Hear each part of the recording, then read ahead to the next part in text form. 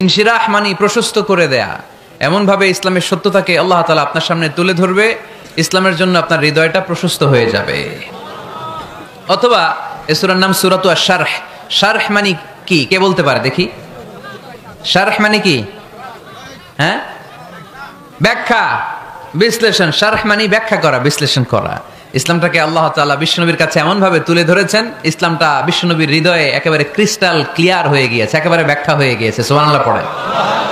শারহ দেখবেন অনেক তাফসীরে শারহ আছে, হাদিসের শারহ আছে, যেমন উমদাতুল কারি আলা শারহিল বুখারী, বুখারীর শরহ। তারপর ফাতহুল মুনঈম আলা শারহি মুসলিম, তুহফাতুল আহওয়াযী আলা শারহি তিরমিযী। এই হাদিসের কিতাবগুলো শরহ হয়, ব্যাখ্যা হয়। সো আল্লাহ তাআলা বিশ্বনবীর কাছে এমন ভাবে ইসলামটাকে তুলে ধরেছেন, ইসলামটা বিশ্বনবীর কাছে ক্রিস্টাল ক্লিয়ার।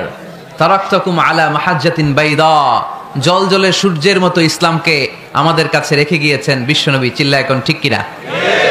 আজকে আমরা দেখব কিভাবে এই সূরার মাধ্যমে বিশ্বনবীর হৃদয়টাকে আল্লাহ তাআলা একেবারে পরিচ্ছন্ন করে দিলেন। তো সূরাতুল ইনশিরাহ এটি কোরআনের সূরার ধারাক্রম অনুসারে 94তম সূরা। কততম? আমি প্রশ্ন করলে একটু আওয়াজ করে উত্তর করা লাগবে, পারা যাবে?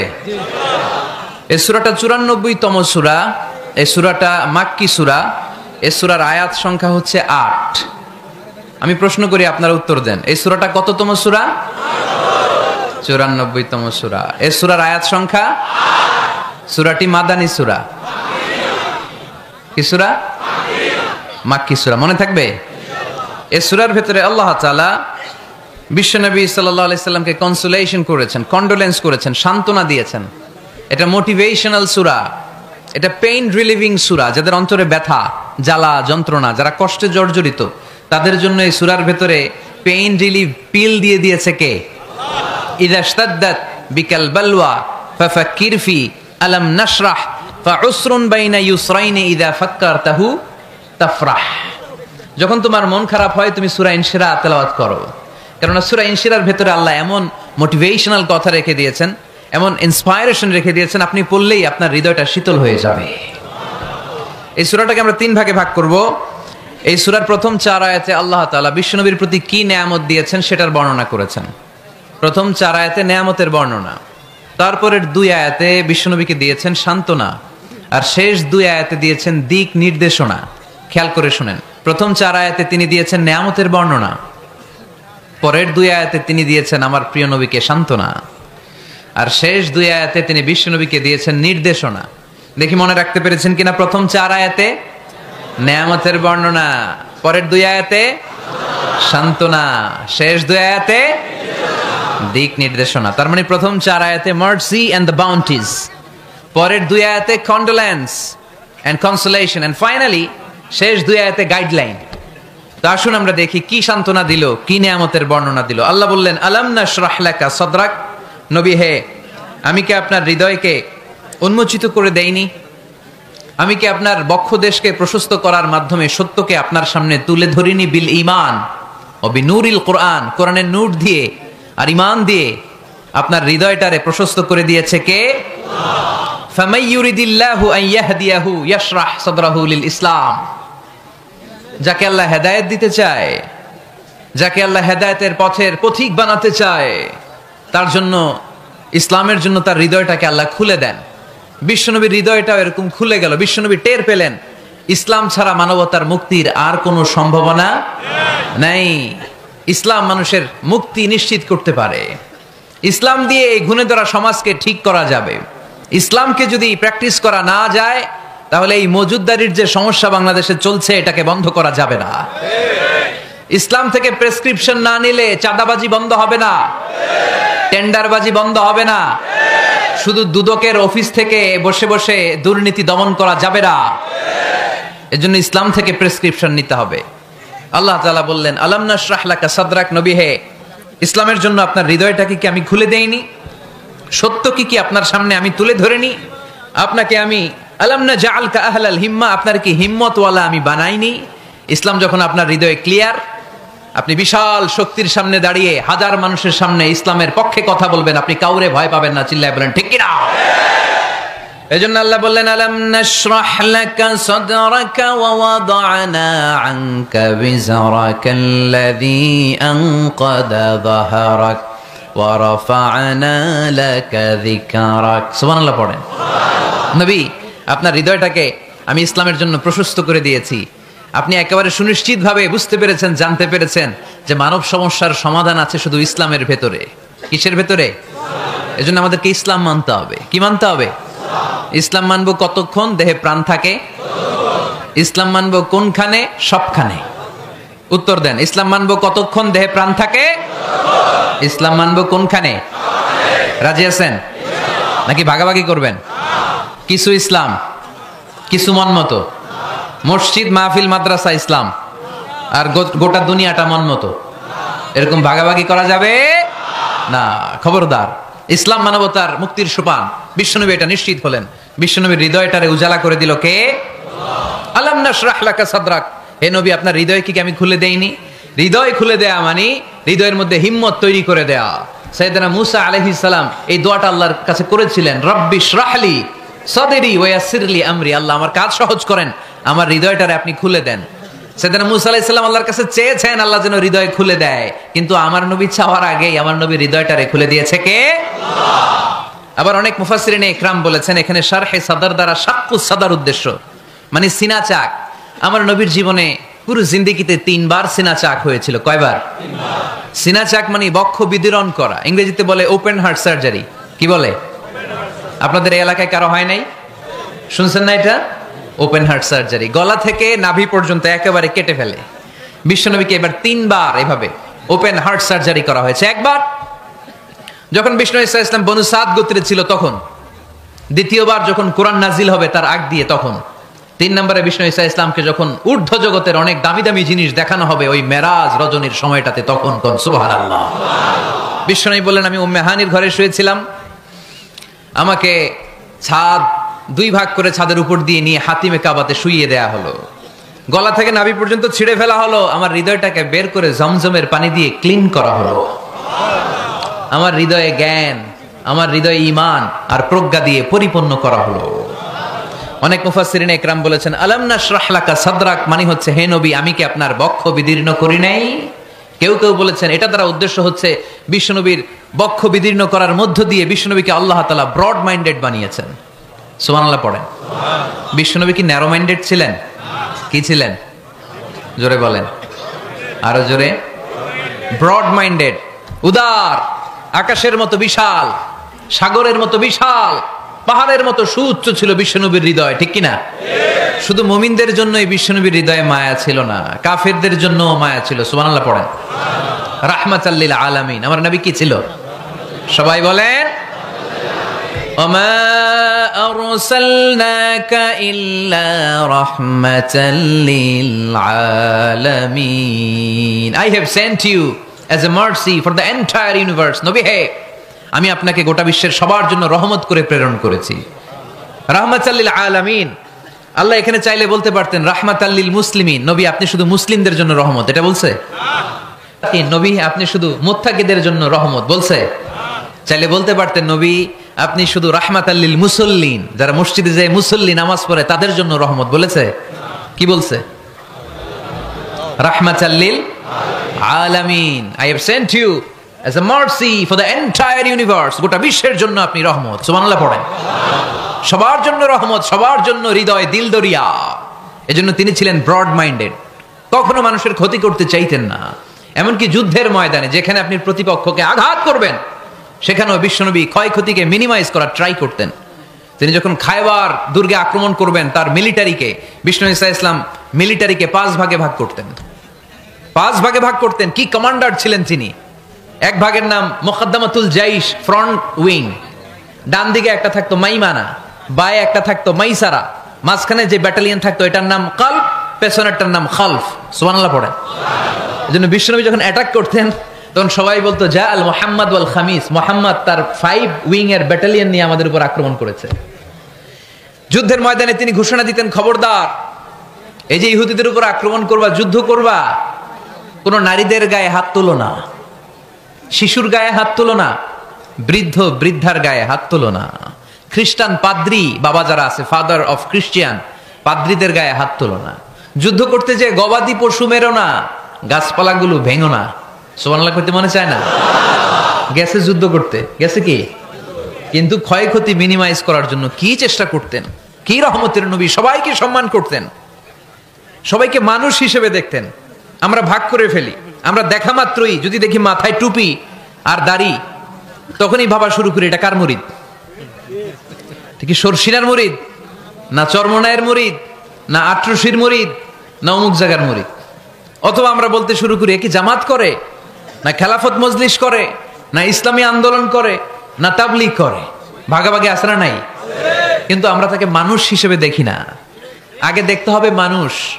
আপনার চোখ দিয়ে যা দেখবেন এগুলো মানুষ, এগুলো সবাই মানুষ। বিশ্বনবী মানুষ হিসেবে সবাইকে ট্রিট করতেন। সাহাবাদেরকে নিয়ে বিশ্বনবী বসে আছেন, একটা লাশ নিয়ে যাওয়া হচ্ছে, লাশ দেখে বিশ্বনবী দাঁড়িয়ে গেলেন। সাহাবারা বললেন, ইয়া রাসূলুল্লাহ, আপনি দাঁড়ালেন যে? ইন্নাহু ইয়াহুদি, এটা ইহুদির লাশ। ইন্নাহু ইয়াহুদি, এটা তো ইহুদির লাশ, বসেন, দাঁড়ালেন যে? বিশ্বনবী বললেন, আওয়ালাইসাত নাফসান, এটা কি মানুষ না? সুবহানাল্লাহ পড়বেন না? আওয়ালাইসাত নাফসান, হোক না ইহুদি, হোক না খ্রিস্টান, হোক না আস্তিক আর নাস্তিক, এটা কি মানুষ নয়? সে মানুষ। সবার উপরে মানুষ সত্য, তাহার উপরে নাই। মাখলুকাতের মধ্যে সবচাইতে বেশি শ্রেষ্ঠতম হচ্ছে মানুষ। বিশ্বনবী সবাইকে মানুষ হিসেবে ট্রিট করতেন। এজন্য বিশ্বনবী হচ্ছেন সবচেয়ে বেশি ব্রড মাইন্ডেড, মানে খোলা মনের, বড় মনের, দিল দরিয়া, ন্যারো মাইন্ডেড ছিলেন না। আমরা ন্যারো মাইন্ডেড, আমরা অল্পতে ঝগড়া বাঁধিয়ে দেই, আমরা অল্পতে অন্যকে গালমন্দ করি, আমরা অল্পতে ভাগাভাগি করি। ভাগাভাগি করবেন না, সহজ করে ইসলামকে উপস্থাপন করুন। আর দিন ও ইউসরুন লা উসরা ফি। আমার প্রিয় ফরিদপুরের ভাইয়েরা, দিন সহজ, এটার মধ্যে কাঠিন্যতা নাই। আমরা এটারে কঠিন বানাইছি। আমি প্রায় বিভিন্ন মাহফিলে বলি যে আল্লাহ ছাড় দেয় কিন্তু মাওলানা ছাড় দেয় না। আছে না নাই? আল্লাহ ঠিকই ছেড়ে দিয়েছে। মৌলবী ছাড় দেয় না। বিশ্বনবী সাহাবাদেরকে নিয়ে বসা, এক বেদুইন এসে মসজিদের ভিতরে উট ঢুকায় দিছে, মসজিদে নববীতে, আর মসজিদের মাঝখানে বসে পেশাব করা শুরু করে দিছে। আপনাদের এখানে ফরিদপুরের সবচেয়ে বড় মসজিদ কোনটা? কি নাম? এই কেন্দ্রীয় জামে মসজিদের ভিতরে যদি এক হিন্দু ঢুকে পেশাব শুরু করে, কি করবেন? হ্যাঁ, ওই কয় কোবাইলাম। তো আবেগে ওরে পিটানো শুরু করবে সবাই। সাহাবারাও তাই শুরু করলেন, মারতে উদ্ধত হলেন। বিশ্বনবী বললেন, এই রাখো রাখো, ওরে পেশাব করতে দাও, পেশাব করতে দাও। এর কারণ, কেউ যখন ইউরিন পাস করে, স্টুল পাস করে, তখন এটা তাকে ধীরে সুস্থে করতে দিতে হয়। এজন্য টয়লেটে কেউ ঢুকলে জোরে বাড়ি দিবেন না। তাহলে খবর আছে, কাশি দিবেন, যে একটু কাশি দিবেন এরকম, হ্যাঁ, তো এরকম কাশি দিবেন। অথবা পায়চারি করবেন। যদি পায়চারি করেন তাহলে সে বুঝবে সামওয়ান ইজ ওয়েটিং আউটসাইড, সামনে একজন ওয়েটিং করতেছে বাইরে, আমাকে বেরোতে হবে। কিন্তু আপনি যদি ওরা ডাক দেন, কুদ্দুস রে, কুদ্দুস কইবা আমি নাই, কারণ এটা ভয়ঙ্কর একটা বিষয়। আপনি যখন ইউরিন পাস করছেন, খুব স্মুথলি করতে হয়, তখন ডাক দিলে পেশাব আটকায় গেলে আপনার ভয়ঙ্কর রোগ হতে পারে। কি ফিলোসোফার ছিলেন, কি বড় ডাক্তার ছিলেন বিশ্বনবী মুহাম্মদ সাল্লাল্লাহু আলাইহি ওয়াসাল্লাম। বিশ্বনবী বলেন, ওরে ডেকো না, কাজ সারতে দাও। ইচ্ছা মতো বেটা পেশাব করার পরে বিশ্বনবী গেলেন, যে বললেন, তুমি যে পেশাব করেছো তুমি কি জানো এই জায়গাটা কি? বেদুইন বলে, না আমি তো জানি না এই জায়গাটা কি। বিশ্বনবী বললেন, এটা আমাদের ইবাদতগাহ। এটা আমাদের কি? ইবাদতগাহ। এখানে ঢুকে আমরা আমাদের রবরে ডাকি, আল্লাহরে ডাকি, আমরা নামাজ পড়ি, জিকির করি, তাসবিহ পড়ি, এটা আমাদের ইবাদতগাহ। কাজটা করা তোমার মোটেও ঠিক হয়নি। লোকটা অবাক হয়ে গেল, ঘটনা কি? তাদের ইবাদতগাতে আমি পেশাব করেছি, আর আমাকে জামাই আদর, আর আমাকে এত সুন্দর করে বলে যে এটা ইবাদতগাহ। আমাদের ইবাদতগাহের ভিতরে যদি কেউ এরকম করতো, ওরে তো একেবারে সাইজ করে ফেলতাম। সে অবাক হয়ে গেল। সে জিজ্ঞেস করলো, হু আর ইউ, কে আপনি?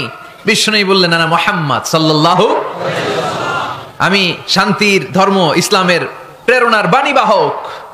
আমি লা ইলাহা ইল্লাল্লাহ মুহাম্মাদুর রাসূলুল্লাহ এই বাণী দিয়ে গোটা বিশ্বে বিপ্লব তৈরি করতে এসেছি। বেদুইন বলল, আমাকেও আপনার বিপ্লবে শরীক করে নেন। ইসলাম মারামারি কাটাকাটিতে আসে নাই। আপনার ব্রড মাইন্ডেড অ্যাটিটিউড দেখে হিন্দু ভাইরা কালিমা পড়ে মুসলমান হয়ে যাবে।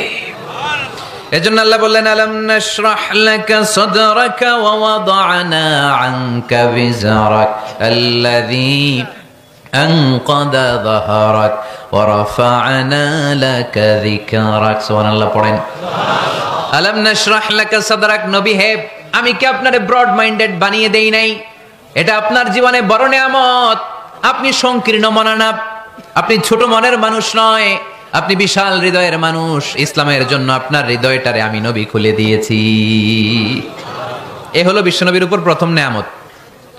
2 নম্বরে আল্লাহ বললেন ওয়া ওয়াদা'না আনকা বিজরাকাল্লাযী আনকাদা যাহরাক। নবী হে, আমি আপনার পিঠ থেকে বিশাল বোঝাটা নামিয়ে দিয়েছি।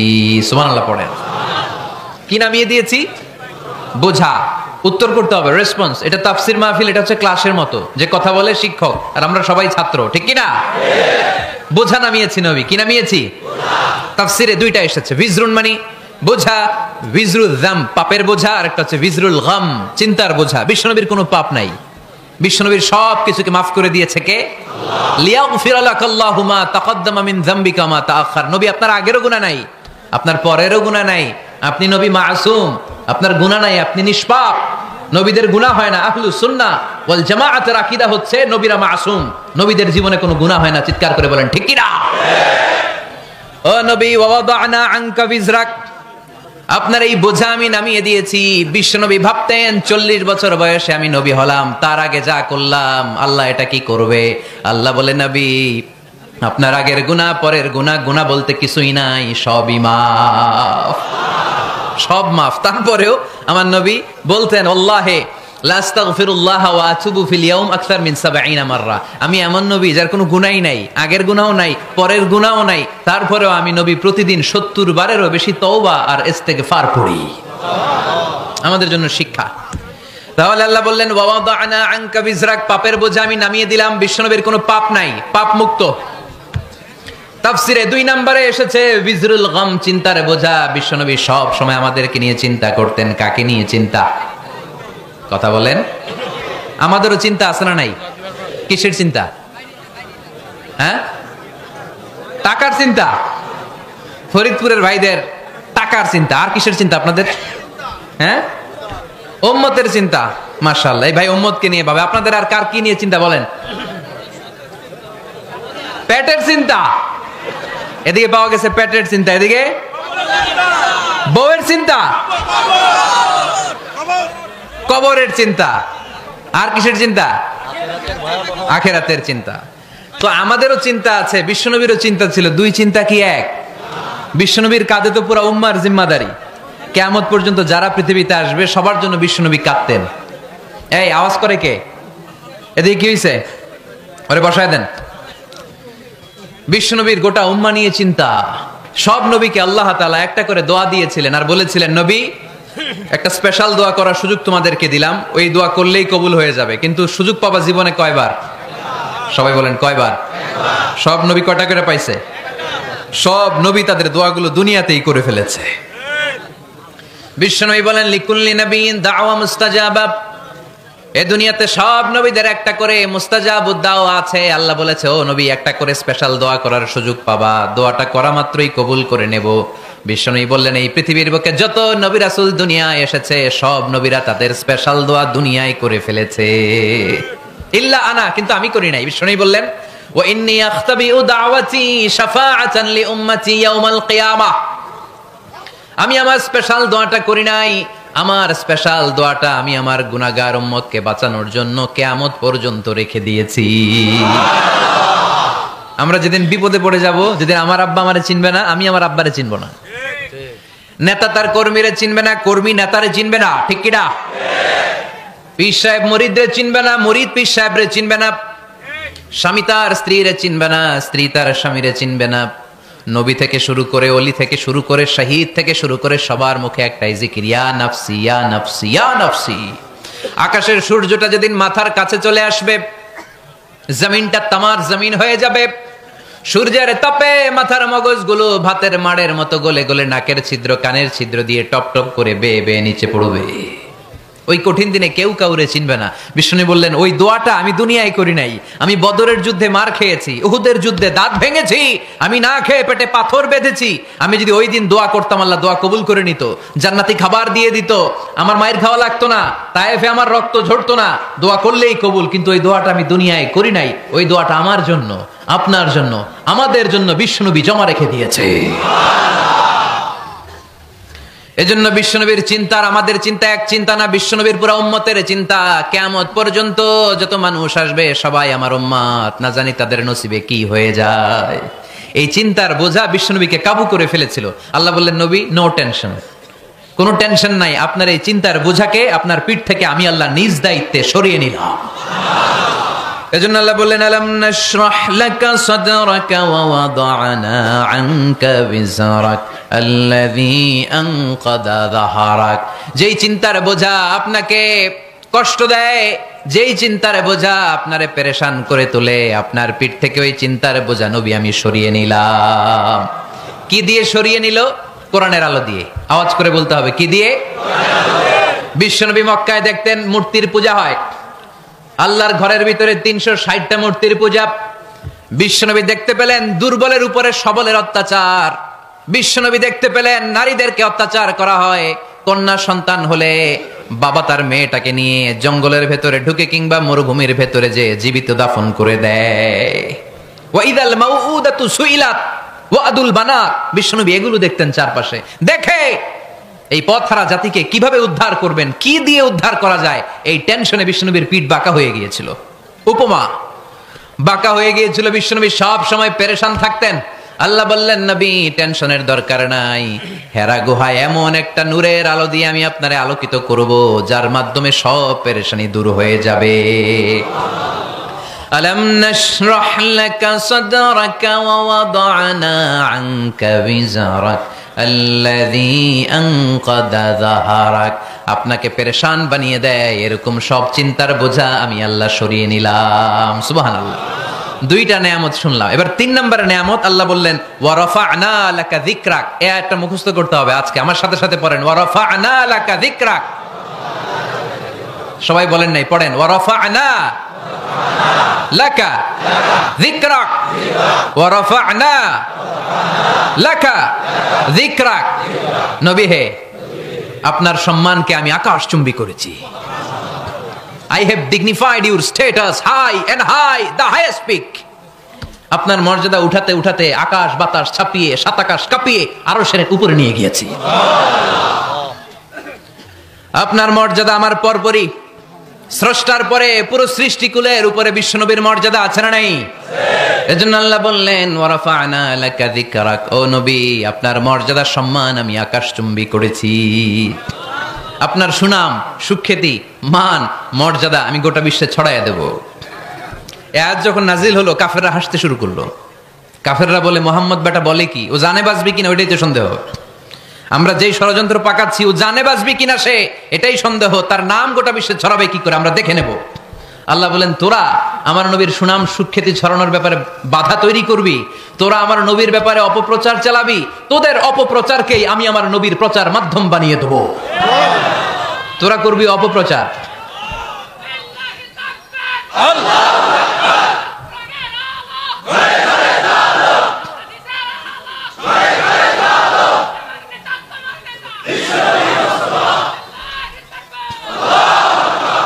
তোদের অপপ্রচারকে আমি আমার নবীর জন্য প্রচার মাধ্যম বানিয়ে দেব। এরকম অনেক সময় হয় না যে কেউ কেউ অপপ্রচার করে কারো বিরুদ্ধে, এটা তার জন্য প্রচার হয়ে যায়। কেউ অপপ্রচার চালায়, আল্লাহর মেহেরবানিতে ওইটা তার পাবলিসিটি হয়ে যায়। তার আলাদা করে প্রচার বিভাগের টিম তৈরি করা লাগে না, তার বিরোধীরাই তার প্রচার বিভাগের কাজে নেমে পড়ে। বিশ্বনবী বললেন তোরা, আল্লাহ বললেন তোরা আমার নবীর সুনাম সুখ্যাতিকে থামাবি, তোদের মাধ্যমে আমি বিশ্বনবীর সুনাম সুখ্যাতি গোটা বিশ্বে বুলন্দ করে দেব। আবু জাহেল ঘোষণা দিল খবরদার, হজের মৌসুম, হাজী সাহেবরা গোটা বিশ্ব থেকে আসবে, আমার দলের কর্মীরা তোরা যেটা করবি সেটা হচ্ছে হাজীদের কাছে যে বলবি মক্কায় নতুন এক পাগল আসছে, নতুন এক জাদুকর আসছে, নাম মোহাম্মদ। নাউজুবিল্লাহ পড়বেন না? খবরদার হাজী সাহেবেরা এই পাগলের কাছে যেও না। সব হাজিরা গোটা বিশ্ব থেকে এসে মক্কার মিনা প্রান্তরে তাঁবুর ভিতরে ঢুকেছে। আর আবু জাহেলের টিম মেম্বাররা সব তাবুর ভিতরে উকি মাইরা কয়, খবরদার, নতুন পাগল আইছে। সবাই কয়, নাম কি? কয়, মোহাম্মদ। নতুন পাগল এসেছে, নাম মোহাম্মদ। নতুন জাদুকর এসেছে, তার নাম মোহাম্মদ। খবরদার, তার কাছে যেও না, তার কথা শোনো না, শুনলে তোমরাও পাগল হয়ে যাবা, তোমরাও পাগল হয়ে যাবা। সে এত বড় জাদুকর, মুহাম্মদ সাল্লাল্লাহু আলাইহি ওয়াসাল্লাম এত বড় জাদুকর। তার জাদু দেখলে, তার কথা শুনলে হাজবেন্ড ওয়াইফের মধ্যে সম্পর্ক বিচ্ছিন্ন হয়ে যায়। সে এত বড় জাদুকর, তার কথা শুনলে বাবা আর ছেলের সম্পর্ক ছিন্ন হয়ে যায়। সে এত বড় জাদুকর, তার কথা শুনলে বন্ধু বন্ধু আলাদা হয়ে যায়। খবরদার হাজী সাহেবরা, তোমরা হজ করতে এসেছো, করো, জমজমের পানি খাও আর খেজুর নিয়ে যাবা বাড়িতে, কিন্তু মুহাম্মদ সাল্লাল্লাহু আলাইহি ওয়াসাল্লামের কাছে যাওয়া যাবে না। আচ্ছা, আপনারা বুঝে শুনে উত্তর দেন। এই যে লক্ষ লক্ষ হাজি মিনার তাবুতে বসা, আর আবু জাহেলের লোকটা যে বললো নতুন জাদুকরের নাম মোহাম্মদ, তার কাছে যেও না, এই লক্ষ লক্ষ হাজিরা এর আগে জীবনেও মুহাম্মদ সাল্লাল্লাহু আলাইহি ওয়াসাল্লামের নাম শুনছে? তার মানে মুহাম্মদ সাল্লাল্লাহু আলাইহি ওয়াসাল্লামের নাম তাদের কানে পৌঁছে দেওয়ার দায়িত্ব আবু জাহেল নিজেই নিয়ে নিয়েছে। চিল্লায় এখন ঠিক কি না? অপপ্রচার প্রচার হয়ে গিয়েছে। আর সবাই মনে মনে ভাবে, কয় কি, এত বড় জাদুকর, হজ করি আর না করি, এর না দেখা যাওয়া যাবে না। হজ তাড়াতাড়ি কোন রকম সাইরা এই জাদুকরের কাছে আগে যাব, দেখি কেমন জাদু দেখায়, দেখি কত বড় ম্যাজিশিয়ান, দেখি তো কত বড় পাগলের। কারণ আল ইনসানু হারিসুন আলা মা মুনিআ, মানুষকে যেটা নিষেধ করা হয় বেশি, মানুষ এটা করতে চায়। যদি বলি ওদিকে যাবি না, ওর বাপের কিরা ওদিকে যাবে, ঠিক কি না? এটা আমাদের স্বভাব, আমাদের খাসলা, আমাদের বৈশিষ্ট্য। যেটা আমাদেরকে নিষেধ করা হয় বেশি, ওটা করতে মন চায়। সব হাজিরা মনে মনে ভাবলো, আমরা যাব যাব, তোরা যতই বলিস না কেন, যাব যাব, হজের পরে অবশ্যই যাব। দেখা গেল হজের পরে বিশ্বনবী মুহাম্মদুর রাসূলুল্লাহ সাল্লাল্লাহু আলাইহি ওয়াসাল্লামের বাড়ির সামনে বিশাল বড় গ্যাদারিং শুরু হয়েছে। সবাই লাইন ধরে দেখা করতে গেছে। দেখা করতে যে বিশ্বনবীর মালিহ মানে এসেছে মিলহন থেকে। মিলহন মানে লবণ, মানে লাবণ্যময় সুন্দর। আমার ভাই ইউসুফ নবী সাদা সুন্দর, আমি লাবণ্যময় সুন্দর। কোনটার দাম বেশি? লাবণ্যময় সুন্দরের দাম বেশি। সাইয়েদনা ইউসুফ আলাইহিস সালামের চেহারা দেখে মিশরের মেয়েরা লেবু কাটতে যে বা কমলা কাটতে যে, আনার কাটতে, কমলা কাটতে যে আঙ্গুল কেটে ফেলেছিল। কোরআন তার সাক্ষী। ওয়া কাত্তা'না আইদিয়াহুন। আম্মা জান আয়েশা রাদিয়াল্লাহু তাআলা আনহা যখন এই ঘটনা শুনেছেন, তিনি মিশরের মেয়েদেরকে ডাক দিয়ে বলেছেন, ও মিশরের মেয়েরা, তোমরা ইউসুফ নবীর সৌন্দর্য দেখে লেবু কাটতে যে আঙ্গুল কেটেছো, আমার স্বামী পেয়ারা নবী মুহাম্মদ রাসূলুল্লাহর চেহারা যদি তোমরা দেখতা, তাহলে লেবু কাটতে যে আঙ্গুল নয়, কলিজাটা কেটে টুকরা টুকরা করে দিতা। আবার আম্মা জান আয়েশা বলতো, লাকুম শামসুন ওয়া লানা শামসুন, তোমাদের জন্য একটা সূর্য আছে, কিন্তু আমি আয়েশার জন্য আলাদা একটা সূর্য আছে। তোমাদের সূর্যটা প্রতিদিন সকালবেলা পূর্ব আকাশে উদিত হয়ে গোটা দুনিয়াটারে আলোকিত করে দেয়, আর আমার সূর্যটার নাম হলো মুহাম্মদ সাল্লাল্লাহু আলাইহি ওয়াসাল্লাম। মসজিদে নববীতে এশার নামাজের পরে আমার সূর্যটা আমার ঘরে উদিত হয়। তোমাদের সূর্য সকালবেলা পূর্ব আকাশে উঠে গোটা দুনিয়াটারে আলোকিত করে, আমার সূর্য মুহাম্মদ এশার নামাজের পরে আমার ঘরের ভেতরে যখন উকি দেয়, আমার পুরো ঘরটারে আলোকিত করে দেয় কে? এত সুন্দর চেহারা ছিল ওনার। চেহারার নূর দিয়ে হারানো সুই খুঁজে পেয়েছে বিশ্বনবীর স্ত্রীরা। চিল্লায় করে আল্লাহু আকবার। বিশ্বনবীর চেহারা সৌন্দর্যের সাথে কারো সৌন্দর্যের কোনো মিল হবে? No comparison with our beloved prophet Muhammad সাল্লাল্লাহু আলাইহি ওয়াসাল্লাম। Whether it's the fitness, whether it's the appearance, whether it's the status, no comparison with our prophet. এটা ফিটনেসের দিক থেকে হোক, এটা চেহারার সৌন্দর্যের দিক থেকে হোক, এটা কণ্ঠস্বরের ঝংকারের দিক থেকে হোক, সম্মান আর মর্যাদার দিক থেকে হোক, আমার নবীর সম্মানের ধারে কাছেও সম্মান পৃথিবীর কারো হতে পারে না। চিল্লায় বলেন ঠিক কি না? এজন্য আল্লাহ বললেন, ওয়া রাফা'না লাকা যিকরাক, নবী আপনার সম্মান বাড়াতে বাড়াতে আমি আকাশচুম্বী করেছি। লোকজন সব যে বিশ্বনবীর দরবারে লাইন ধরেছে, হাজিরা সব বিশ্বনবীর কাছে যে চেহারা দেখেই কুপকাত, বাকি জিনিস তো পরে। অনেকে আছে না, চেহারা দেখলেই মানুষ পাগল হয়ে যায়, আছে না নাই? চেহারা দেখেই পাগল, চেহারা দেখেই পাগল। তারপর তারা মিলাতে লাগলো। মিনার তাবুতে আবু জাহেলের কর্মীরা ঘোষণা দিয়েছিল, এলাকায় মোহাম্মদ নামে পাগল এসেছে। তারা মিলায় দেখে না, এই মহামানব কোনোদিন পাগল হতে পারে না, কারণ পাগলের চুলগুলো থাকে উস্কো খুস্কো, ঠিক কিনা? আমার নবী সাল্লাল্লাহু আলাইহি ওয়াসাল্লামের চুল উস্কো খুস্কো ছিল? কত সুন্দর চুল আছড়ে রাখতেন, জাইতুনের তেল দিতেন। আতর ঢেলে মাথার শীতের মধ্যে ঢেলে দিতেন, কপাল বেয়ে বেয়ে পড়তো, আর যেখানে সেজদা দিতেন সেজদার জায়গা আতরের ঘ্রাণে আমোদ হয়ে যেত। হাতের তালুতে পারফিউম মাখতেন, আর মানুষের সাথে মুসাফা করলে যার সাথে মুসাফা তার হাতের সাথে নবীর ব্যবহৃত পারফিউমের ঘ্রাণ ছুটে যেত। এত পরিচ্ছন্ন ছিলেন তারা। বিশ্বনবীর চেহারার সাথে আবু জাহেলের বক্তব্যের মিল খুঁজে পায় না। তারা বলে না, এই লোক কখনো পাগল হতে পারে না। পাগলের চুল থাকে উস্কো খুস্কো, জামা থাকে ছিঁড়া ফাড়া, গায়ের মধ্যে থাকে ময়লা। পাগল কখনো দাঁত মাজে না। কিন্তু বিশ্বনবীর মুচকি হাসির ফাঁক দিয়ে দাঁতের দিকে তাকালে মানুষগুলো সব পাগল হয়ে যায়। স্মাইল দিতেন বিশ্বনবী, স্মাইল, মুচকি হাসি, তাবাসসুম। বিশ্বনবীর মুচকি হাসি দেখলে মানুষ পাগল হয়ে যেত, পাগল পাড়া হয়ে যেত। তারা বলে না না, এই মহামানব তো কখনো পাগল হতে পারে না। আবার মিলাতে লাগলো। আবু জাহেলের কর্মীরা বলেছিল এটা নাকি বড় জাদুকর, কিন্তু তারা বলে না না, এই অসাধারণ লোকটা জাদুকরও হতে পারে না, সে তো কোনো মন্ত্র পড়ে না। জাদু করার জন্য মন্ত্র পড়ার দরকার আছে না নাই? বিষ্ণুনবী কি মন্ত্র পড়তো? বিষ্ণুনবী কি পড়ে শোনাতো? চিল্লায় বলেন, কি পড়ে শোনাতো? কোরআন শোনাতো। এত সুন্দর কণ্ঠ ছিল বিশ্বনবীর, পাগল হয়ে যেত মানুষ শুনতে শুনতে, পাগল পাড়া হয়ে যেত, বিমুগ্ধ হয়ে যেত। তারা সবাই বলতে আরম্ভ করলো, আবু জাহেল তুমি মিথ্যাবাদী, তবে তোমাকে ধন্যবাদ এরকম একটা মানুষের সাথে পরিচয় করিয়ে দেওয়ার জন্য। সুবহানাল্লাহ কইলেন না? আমরা মেনে নিতে পারলাম না সে পাগল নয়, জাদুকর নয়, সে হলো এই জামানার পয়গাম্বার। আমরা পড়ে নিলাম লা ইলাহা ইল্লাল্লাহু মুহাম্মাদুর রাসূলুল্লাহ সাল্লাল্লাহু আলাইহি ওয়াসাল্লাম। ওয়া রাফা'না লাকা যিকরাক। নবী হে, এইভাবে আমি আপনার সম্মানকে বাড়িয়েছি। হাইসুমা যুকিরতু যুকিরতা মাই। নবী যেখানে আমার নাম নেওয়া হবে, আমার পরপর আপনার নামও নেওয়া হবে। পড়েন সুবহানাল্লাহ। যেখানে আমার আল্লাহর নাম, তারপরে আমার নবীর নাম আছে না নাই? কালিমার ভেতরে লা ইলাহা ইল্লাল্লাহ আমার আল্লাহর নাম শোভা পায়, তারপরে মুহাম্মাদুর রাসূলুল্লাহ দ্বিতীয় বাক্যে আমার নবীর সুন্দর নামটা আছে না নাই? কালেমার মধ্যে প্রথমে আল্লাহর নাম, তারপরে নবীর নাম। হাইসুমা যুকিরতু যুকিরতা মাই। নবী কিভাবে আপনার মর্যাদা আমি বাড়াবো জানেন? যেখানেই আমি ওইখানেই আপনি। যেখানে আমার নাম নেওয়া হবে তারপরেই সৃষ্টিকুলের মধ্য থেকে শুধু আপনার নাম নেওয়া হবে। সুবহানাল্লাহ পড়েন। আপনার উম্মতেরা গোটা বিশ্বে সালাত আদায়ের জন্য আজান দিবে। আজানের প্রথম 4 বাক্যে আমি আল্লাহর বড়ত্ব, আল্লাহু আকবার। তারপরের 2 বাক্যে আমি ছাড়া কোনো ইলাহা নাই, এটার সাক্ষ্য দেয়া হবে। তারপরের 2 বাক্যে সবাই সাক্ষ্য দিতে বাধ্য, আপনি ছাড়া দুনিয়ায় আর কোনো শেষ রাসূল নাই। তার মানে আজানের মধ্যেও আমার আল্লাহর নামের পরে আমার নবীর নাম আছে না নাই? এরপর আমরা একামত দিয়ে জামাত শুরু করি। এই জামাতের আগে যে একামতটা দেই, এই একামতেও আল্লাহর নামের পরে আমার নবীর নামটা আছে না নাই?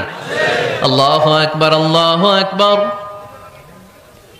আশহাদু আন লা ইলাহা ইল্লাল্লাহ, আশহাদু আন্না মুহাম্মাদার রাসূলুল্লাহ সাল্লাল্লাহু। তার মানে আজানে আমার নামের পরে আপনার নাম, একামতে আমার নামের পরে আপনার নাম। নামাজের শেষে যখন আমরা শেষ বৈঠকে বসি, সেখানে বিশ্বনবীর উপর দুরূদ আছে না নাই? তার মানে সব জায়গায় বিশ্বনবীর নাম নেওয়াকে আবশ্যক করে দিয়েছে কে?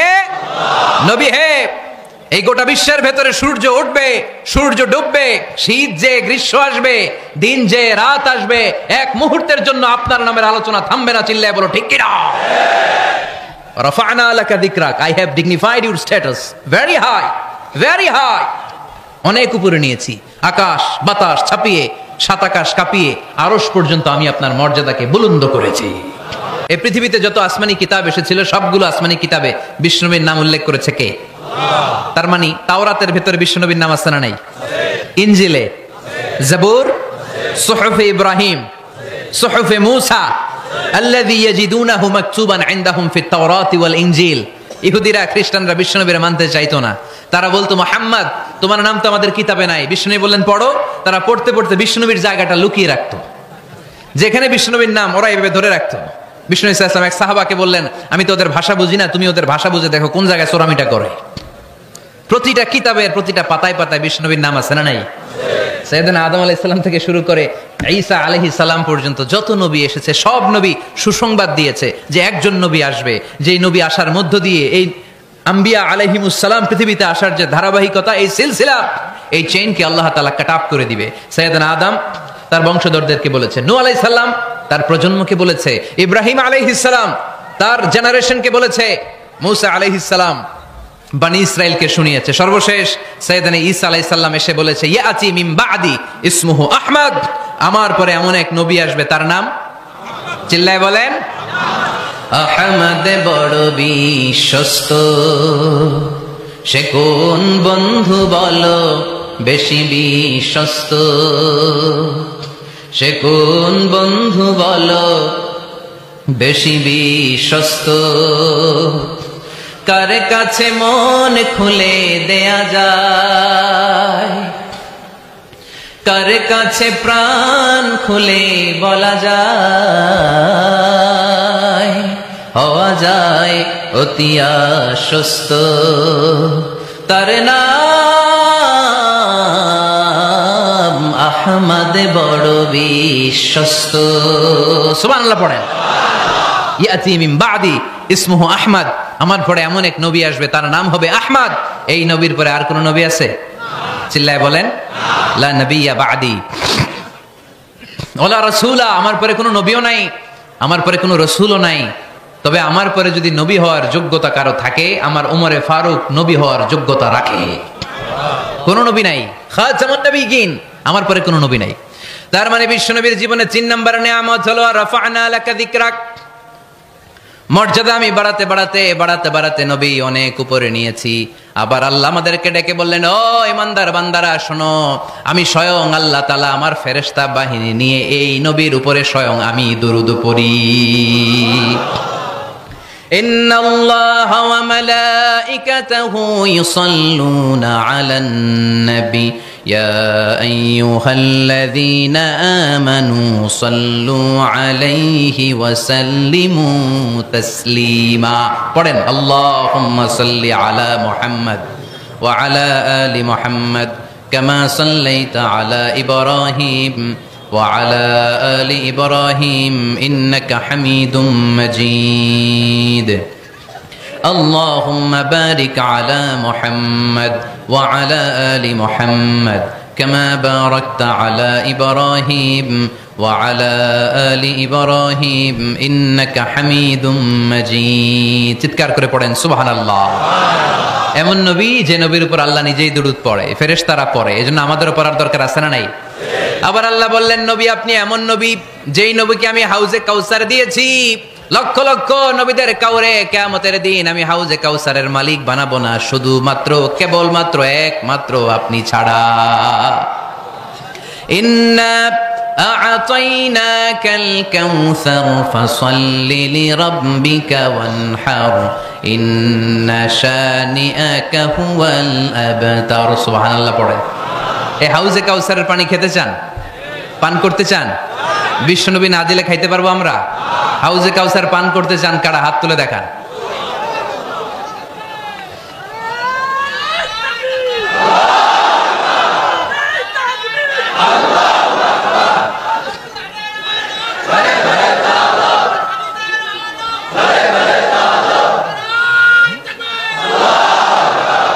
আহলা মিনাল আসাল, হাউজে কাউসারের পানি মধুর চেয়েও মিষ্টি। আবরাদু মিনাস সাল, বরফের চাইতেও ঠান্ডা। আবিয়াদু মিনাল লাবান, দুধের চাইতেও সাদা।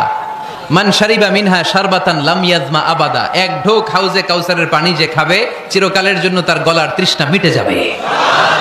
ওই হাউজে কাউসার বিশ্বনবীকে দিয়ে বিশ্বনবীর মর্যাদা বাড়িয়েছে কে? আল্লাহ। আবার আল্লাহ বললেন, নবী পৃথিবীর অনেক নবীকে আমি নৈতিক বিজয় দান করেছি, কিন্তু সবাইকে আমি রাজনৈতিক বিজয় দান করি নাই।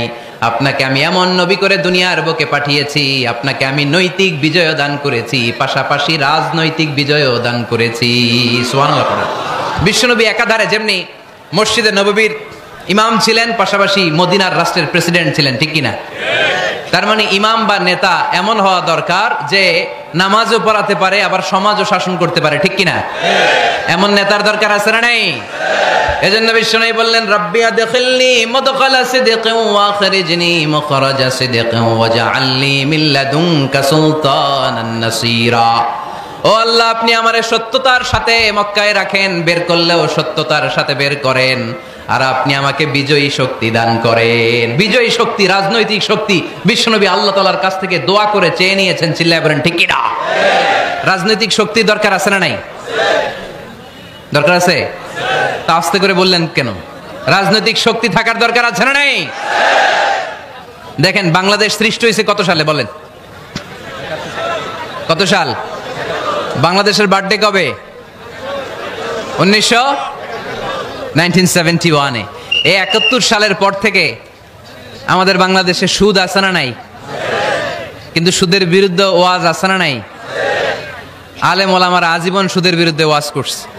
আমরা ওয়াজ আগে করতাম, এখন করতেছি, সামনেও করব, মাগার সুদ মরবে না।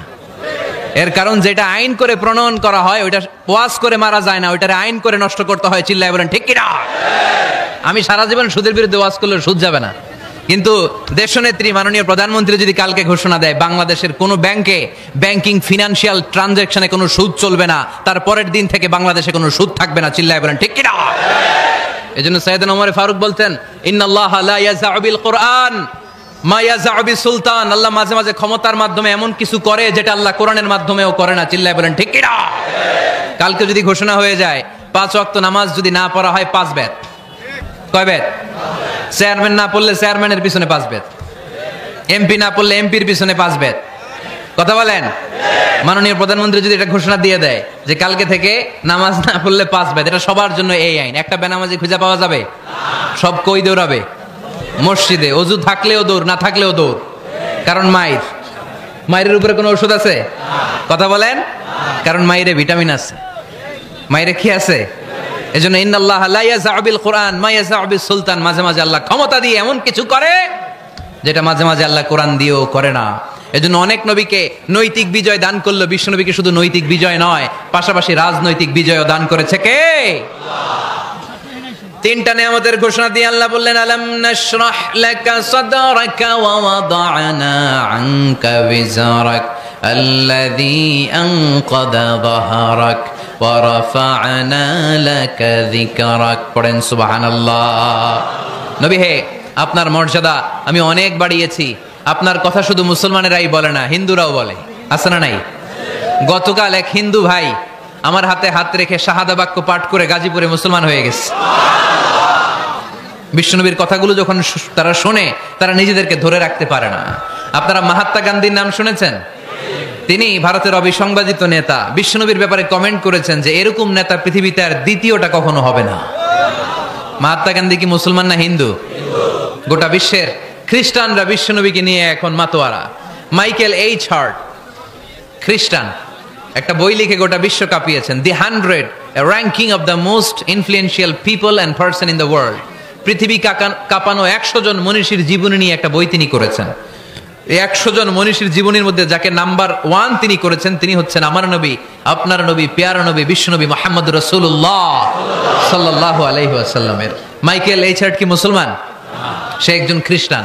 তার মানে ওয়া রাফা'না লাকা যিকরাক, বিশ্বনবীর সম্মান শুধু আমাদের মুখ দিয়ে প্রচারিত হয় না, ইহুদি, খ্রিস্টান, বৌদ্ধদের মাধ্যমেও বিশ্বনবীর সম্মানকে বাড়িয়ে দিচ্ছে কে? I have studied him, the wonderful man, in my opinion far from being antichrist, and he must be called the savior of humanity.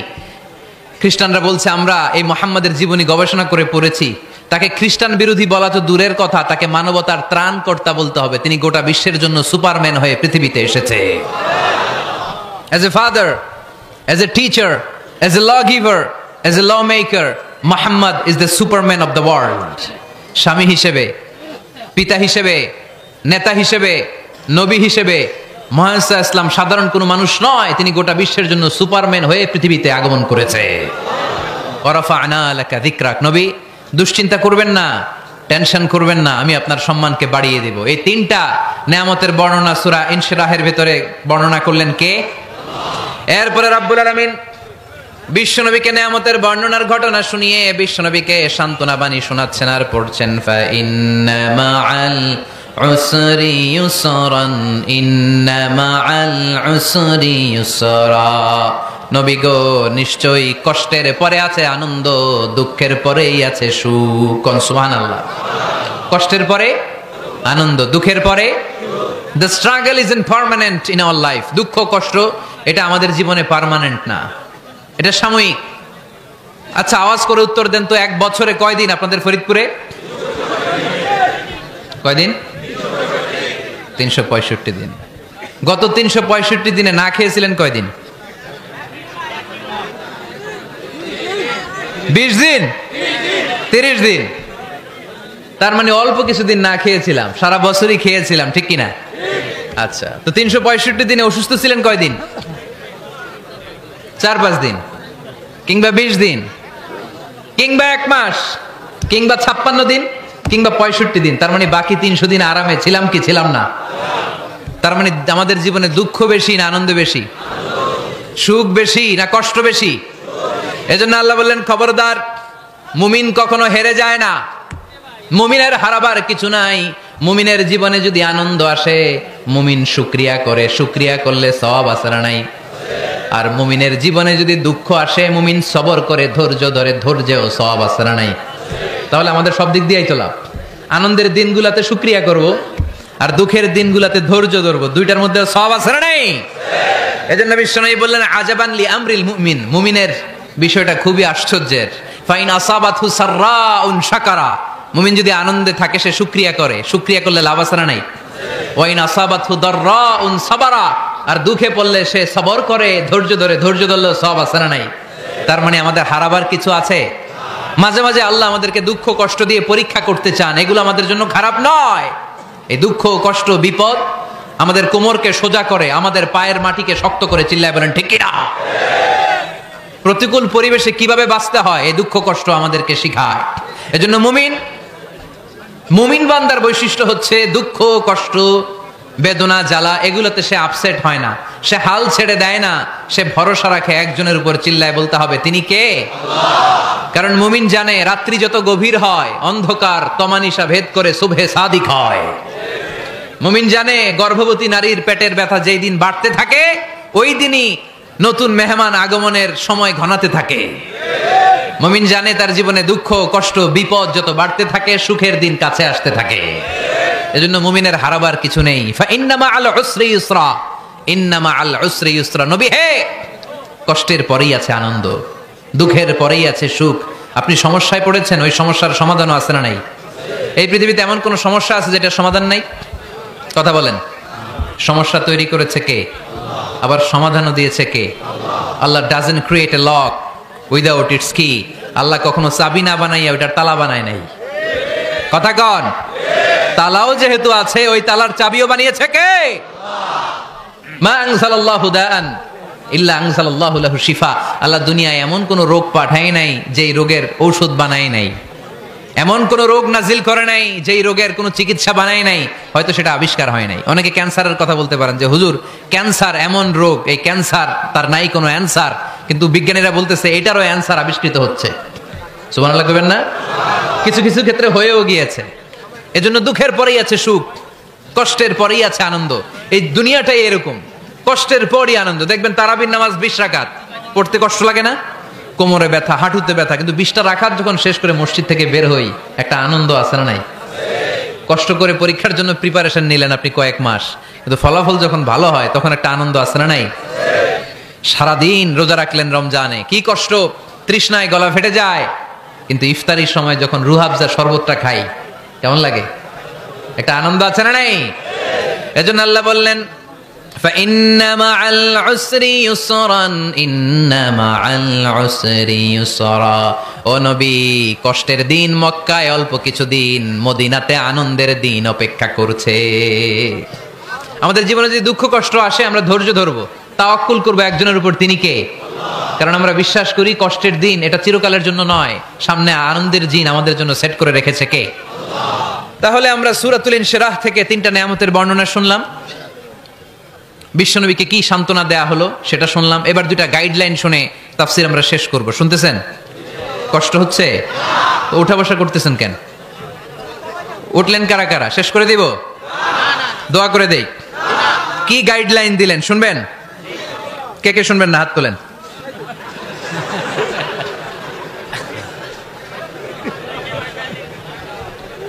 কষ্ট হইতেছে? গরম লাগতেছে না?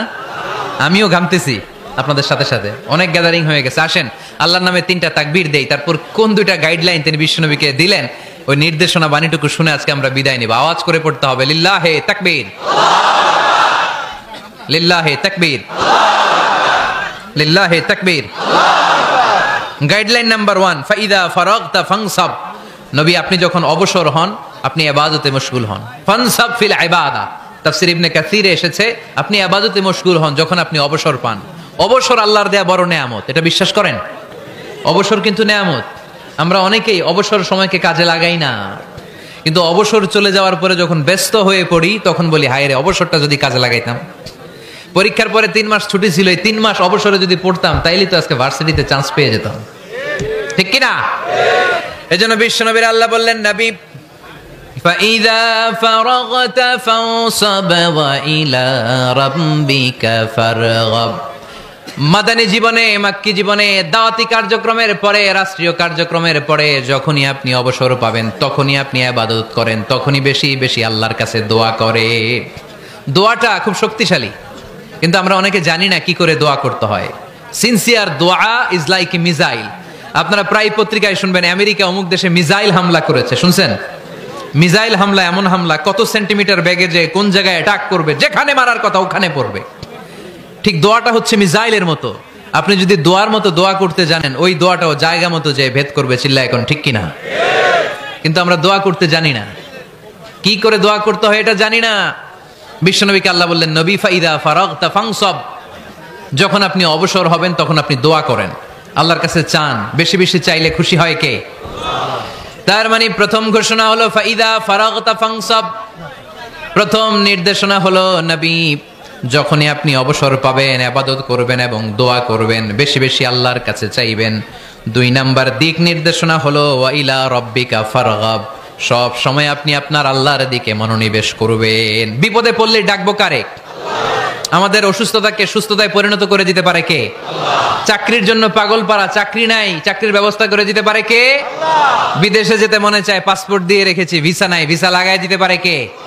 কিন্তু আমরা দুঃখ কষ্ট বেদনা কিছু একটা হইলেই সবার আগে আল্লাহরে শেয়ার করার আগে ফেসবুকে শেয়ার মেরে দিই, আছে না নাই? আপনাদের ফেসবুক অ্যাকাউন্ট আছে নাকি? কার কার আছে দেখি?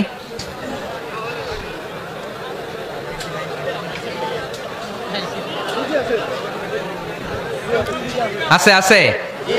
এটার জন্য আমরা ভালো কাজে লাগাই, ঠিক কিনা? আপনি চাইলেই এমন ভাবে ফেসবুক ফ্রেন্ড লিস্ট করতে পারেন যারা ভালো ভালো জিনিস শেয়ার করে, যারা মোটিভেশনাল জিনিস শেয়ার করে, ইসলামের পক্ষে কথা বলে। আপনার এক একটা শেয়ারে অনেকের জীবন বেঁচে যেতে পারে, ঠিক কিনা? একজন মুমূর্ষু